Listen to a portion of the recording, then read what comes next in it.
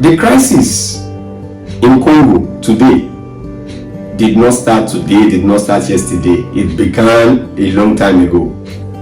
Barely 3 weeks after Congo became independent in 1960. The Western powers, Belgium, the United States, and others were interested in undermining the regime of Patrice Lumumba, because to them, Patrice Lumumba will move closer to the Soviet Union, and rightly so, because then Lumumba needed something to survive on, and he also knew that the Western powers, those who handed over the country to him after winning the majority of the vote from his own people, will definitely not want him to stay in office. Just barely 3 weeks. Now, since 1960, the Congo has never experienced a single year of peace. Now, we are saying a year of peace now. That is just an extension. We cannot even say the Congo has ever experienced a month of peace since 1960. There was the first Congo War between 1960 and 1966, just because the Western powers never wanted that peace in Congo. Of course, these are historical facts.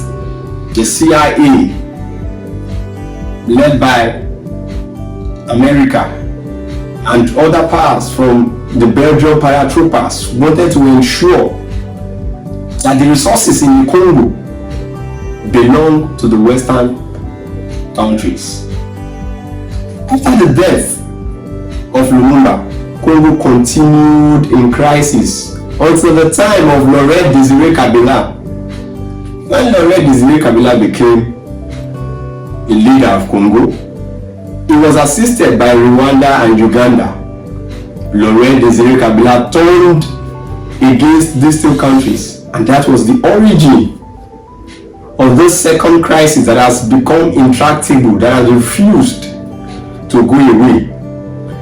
Today, everybody tried to ensure that they move away from the origin of this crisis, in which the Western powers had interest and continue to have interest, including their companies, because the Congo is blessed with every single thing that our modern day technology needs, from lithium to other resources that are used in the manufacturing of mobile phones, laptops, and a lot of electronic gadgets.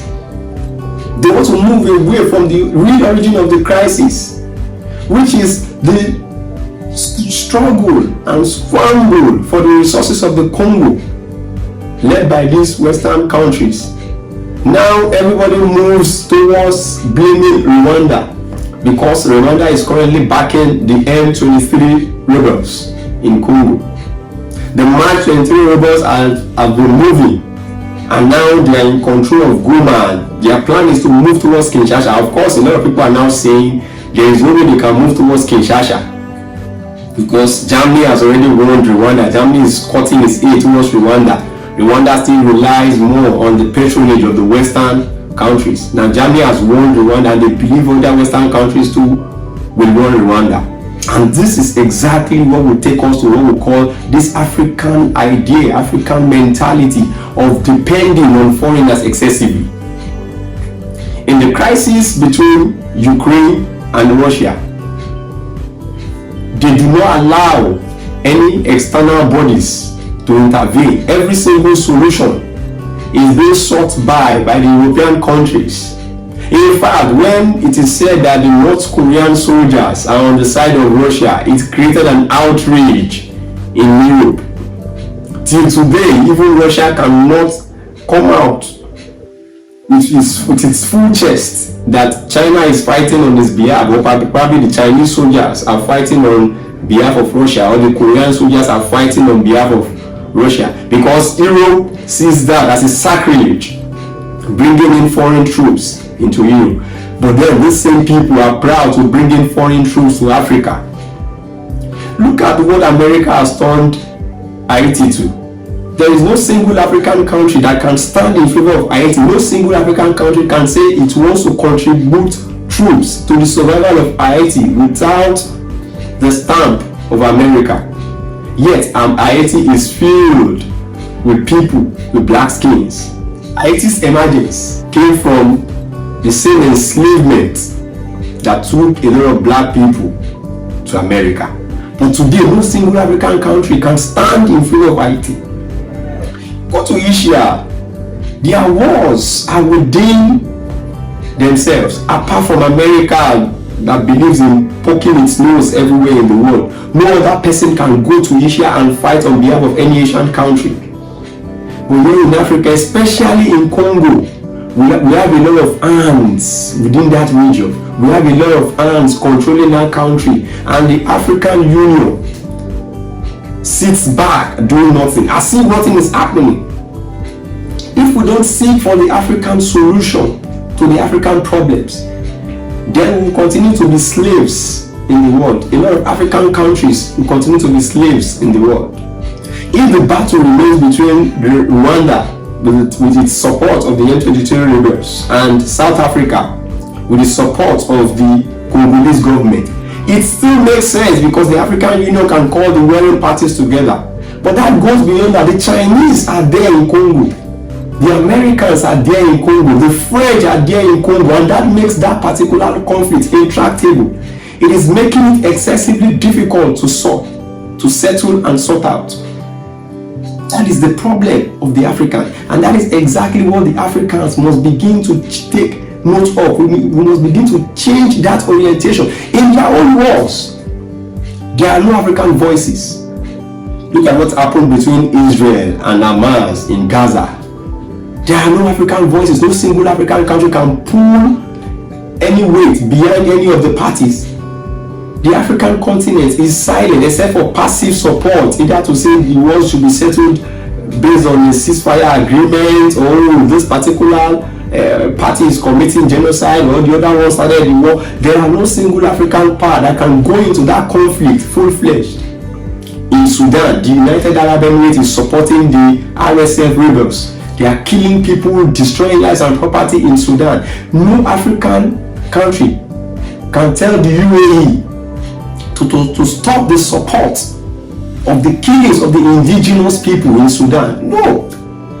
But if there is a war in Gaza, it is Qatar, the UAE, and other Arab countries that will be looking for a solution. But here in Africa, we allow them free hands and free rein to do anything that they want to do. The Russians are in Libya, as well as the United Arab Emirates. They are in Libya, controlling Libya. They balkanized Libya. They divided Libya at our backyard here. The last time the Israeli Prime Minister went to Somaliland to sign a deal with Somaliland because Israel had this futuristic plan of attacking Yemen. So from Somaliland, Israel could launch an attack on Yemen. It is only the Africans who can accept that. Djibouti is a small African country, and it has a lot of military bases. In fact, Djibouti has the highest military bases in the world. A small African country. The Chinese are there, the Americans are there, a lot of military bases are there. How many military bases do Africans have outside of Africa? How many military bases do countries like Nigeria, Kenya, South Africa have outside of the African continent? Probably in Asia, probably in Israel, in Palestine, in Iran, in Iraq, and even in Haiti, or in any part of South America. There is no single military base outside of Africa, but the Africans accept every single thing that the world wants to use to conquer it. And the Congo is the problem of Africa. When you are looking at the origin of the reason why Africa will continue to remain underdeveloped and slave-like in the world, that Congo is the problem. Until we are able to resolve the conflict in the Congo using the African system, until we are able to look at Rwanda, until we are able to learn from Rwanda that foreign intervention has never helped any country in Africa, until we are able to see how the Rwandans have been able to build their own countries using their own indigenous system, until we are able to look at the positive aspects of not allowing foreign intervention, we will continue to cry in Africa. We will continue to stand at the lower rung of the ladder in Africa. And that Congo remains our albatross. Congo remains the bane of the African problem. Congo remains the only center of conflict that will continue to haunt and haunt Africans until we have been able to solve that crisis in the Congo, until we have been able to bring the different powers, the African powers, we are not talking of the foreign powers, until we keep the foreign powers at bay, and we are able to bring the different African powers that are interested in the Congo together at the negotiating table and settle that conflict in the Congo, and ensure that the exploitation of the resources in the Congo by the Western powers, by the foreign powers, even in Asia, the Chinese are there, the Americans are there, until we have been able to solve that crisis, ensuring that the exploitation in the Congo dies down. We as Africans will continue to be treated as subhumans in the world.